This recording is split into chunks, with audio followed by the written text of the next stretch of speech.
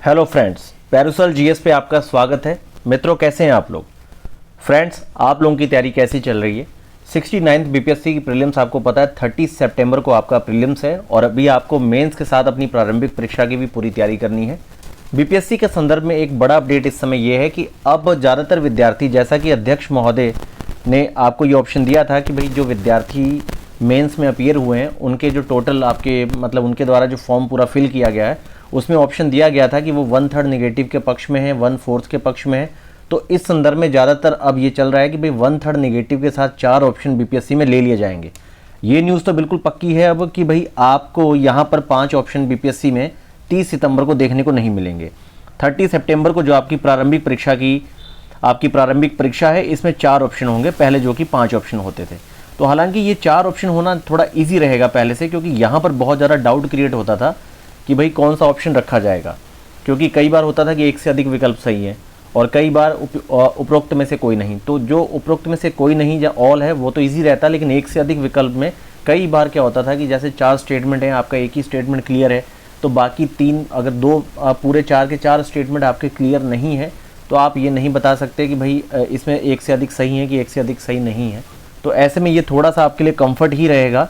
तो अब आपके बीपीएससी के संदर्भ में जो आप प्रारंभिक परीक्षा देने जा रहे हैं, आपका 4 ऑप्शन के साथ आपको परीक्षा देनी है। 1/3 नेगेटिव मार्किंग को ही ज़्यादा प्रेफर किया जा रहा है। बाकी इसके संदर्भ में आयोग बहुत जल्दी आपको सूचित करेगा। दूसरी बात है मित्रों, आज यूपीएससी का आपका एडमिट कार्ड है। आप लोग अपना एडमिट कार्ड डाउनलोड करके देखिए आप लोगों का सेंटर कहाँ है। देखिए, अब परीक्षा इस तरह की हो गई है कि आप सभी को इस समय कि बीपीएससी, चाहे आप यूपी दे रहे हैं, यूपीएससी दे रहे हैं, यूपीएससी कंडक्टेड परीक्षाओं को दे रहे हैं, बीपीएससी अपर कंडक्टेड आप परीक्षाओं को दे रहे हैं, सभी परीक्षाओं का एक जैसा सिलेबस हो गया है।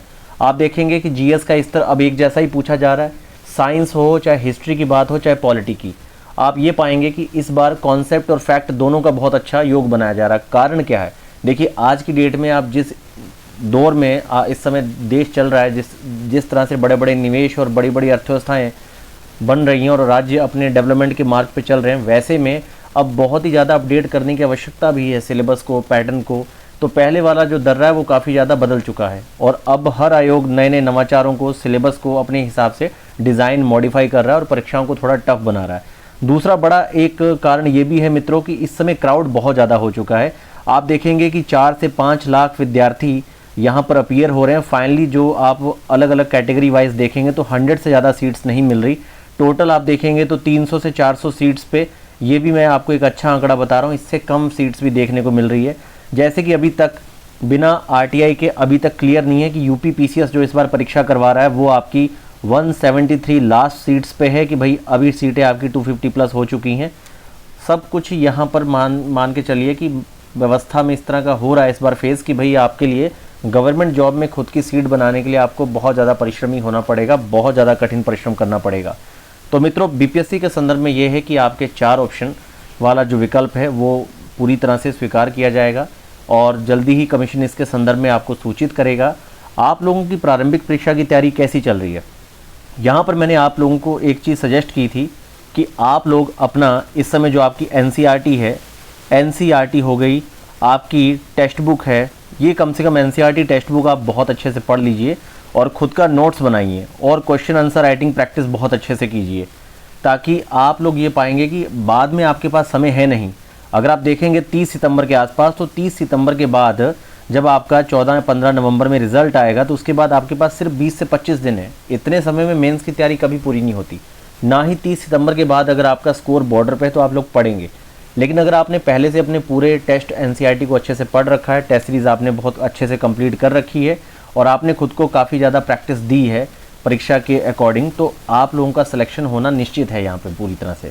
मित्रों देखिए, हर मेहनती, हर पढ़ने वाले विद्यार्थी का चयन नहीं हो रहा, सिलेक्शन नहीं हो रहा, लेकिन सबसे ज़्यादा संभावना भी उसी व्यक्ति की बनती है, उसी विद्यार्थी की बनती है जो लगातार पढ़ता रहता है और मेहनत करता है।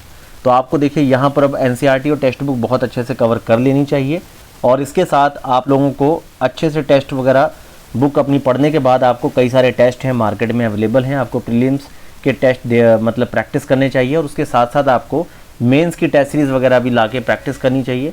अगर आप कोई टेस्ट सीरीज़ नहीं ज्वाइन करना चाहते मेंस की, तो आप लोग खुद इतना अपना डिसिप्लिन लेके आइए कि आप लोग अपना पूरा सेक्शन पढ़ने के बाद 3 घंटे बैठ के 10 से 15 क्वेश्चंस का आंसर लिख सकें। ये आपको डिसिप्लिन अपने अंदर लाना होगा अगर आप इस परीक्षा में खुद को चयनित करवाना चाहते हैं। तो मित्रों, बीपीएससी के संदर्भ में आप लोग तैयारी करते रहिए। बाकी आप लोगों का किसी भी तरह का सवाल हो आप parasolavalokhan456@gmail.com पे मेल कीजिए। बाकी आपका कोई नवाचार, कोई अच्छी सुझाव आप जो भी देना चाहते हैं, आप लोग पूरी तरह से आमंत्रित हैं, आप लोग मेल कर सकते हैं। धन्यवाद।